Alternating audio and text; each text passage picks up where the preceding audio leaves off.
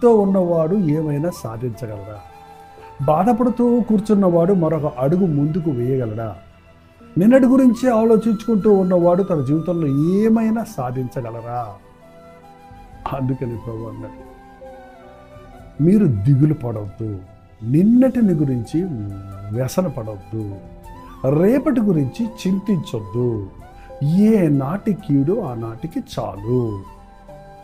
యేసు ప్రభువునందు విశ్వాసం ఉంచిన వారు ఐహిక విచారాలకు, లోకపు ఆకర్షణలకు లొంగరు కానీ మెలకువగా ఉండి ప్రార్థన చేయడం ద్వారా సాతాను తంత్రాలను గుర్తించి ఎదిరించగలుగుతారు.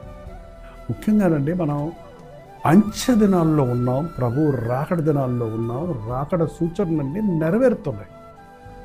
యేసయ్య వచ్చాడు, లోకంలో పుట్టాడు అని మనం పాటలు పాడుకుంటూ కూర్చునే ఈ క్రిస్మస్ దినాల్లో యేసయ్య రెండవ రాకడ కూడా ఉందన్న సంగతి మనం యేసుని గురించిన శుభవర్తమానం చెప్పే ప్రతి ఒక్కరికి క్రీస్తుని గురించి, ఆయన రాకడ గురించి చెప్పాలి. ఆయన కాపరిగా వచ్చాడు, రక్షకుడిగా వచ్చాడు, దీనుడిగా వచ్చాడు. కానీ ఈసారి ఆయన న్యాయాధిపతిగా రాబోతున్నాడు, రాజుగా రాబోతున్నాడు.